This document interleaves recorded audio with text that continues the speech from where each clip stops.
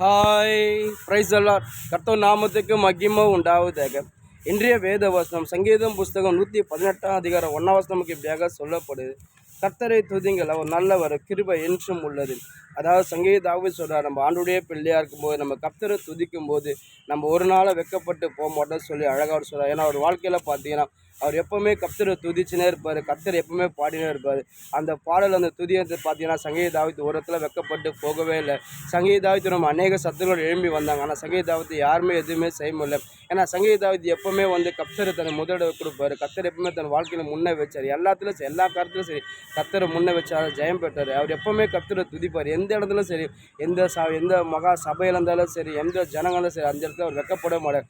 கர்த்தரை துதியில் சங்கீதாவித்து வெக்கப்பட மாட்டாங்க. துதி தான் பார்த்தீங்கன்னா சங்கீதாவித்து ஒரு பயங்கரமான ஜெயத்தை கொடுத்து இன்றைக்கி நம்மளோட வாழ்க்கை சும்மா ஆண்டோடைய பிள்ளையாக இருக்கும்போது நம்ம ஒன்று கர்த்தரை நம்ம எப்பவுமே நம்ம துதிக்கும் போது நம்ம ஒரு நாள் வெக்கப்பட்டு போக மாட்டோம். நம்ம கர்த்தரை துதிக்க நம்ம வாழ்க்கையில் இருக்க அநேக பிரச்சனை கர்த்தர் மாற்றி போடுவார். நம்ம கர்த்தரை துதிக்க நம்ம சகலவித ஆசீர்வாதம் பெற்றுக்கொள்ளும். கர்த்தரை துதிக்கும் போது நம்ம ஒரு நாள் வெக்கப்பட்டு போக மாட்டாங்க.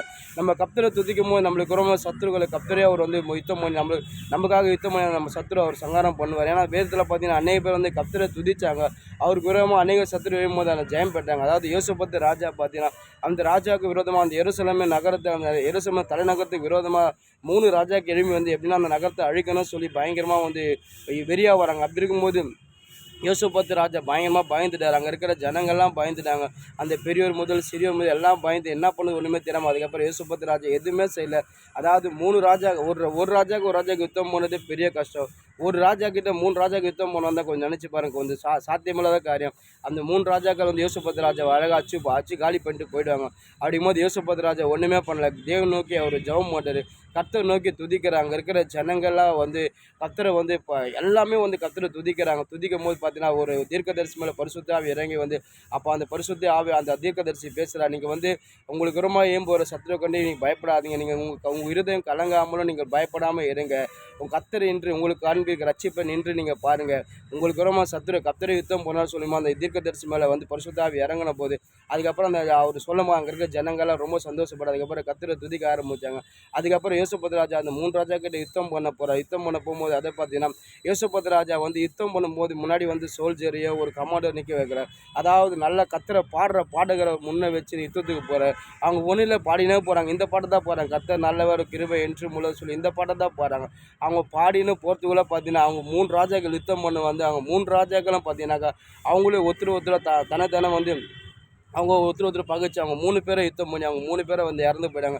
யோசேப்பு ராஜா ஒரு கத்தியே எடுக்கலை, ஒரு சண்டையும் போடலை, யாருமே எதுவுமே செய்யலை, ஒரு ரத்த கர்வம் படாமல் யோசேப்பு ராஜா வெற்றி பெற்றார். ஒன்றுமே இல்லை, கர்த்தரை பாடினா ஜெயம் பெற்றார். சங்கீதாவித்து அப்படி தான் பார்த்தீங்கன்னா சவுல் அருகுரமா ஏம்பி வர்றாரு, அன்றைக்கு பேர் சங்கீதாவித்து பாடுறாரு. பாடும்போது அவருக்கு ஜெயத்து. அது மாதிரி சங்கீதாவித்து பாடும்போது சவுலுக்குள்ள ஒரு அசுத்தாய் வெளியே போகுது. ஏன்னா ஒரு மனுஷன் பாடும்போது கர்த்தருடைய வல்லமை அவன் நிரப்பப்படும். நீங்கள் ஆண்டுடைய பிள்ளையாக இருக்கும்போது நீங்கள் கர்த்தரை பாடி துதிக்க உங்கள் வாழ்க்கையில் எல்லாமே கர்த்தரை மாற்றி போடும். கர்த்தரை துதிக்கும் நம்ம ஒரு நாள் வெக்கப்பட்டு போக மாட்டோம். சங்கீதாவித்து வெக்கப்பட்டு போல, யோசேப்பு ராஜா வெக்கப்பட்டு போல, வேதத்தில் அநேக பேர் பார்த்தீங்கன்னா கர்த்தரை துதித்து ஜெயம் பெற்றாங்க. நீங்கள் ஆண்டுடைய பிள்ளையாக இருக்கும் கர்த்தரை துதிங்க, உங்கள் வாழ்க்கையில் நீங்களும் ஜெயம் பெறுவீங்க. ஆமீன்.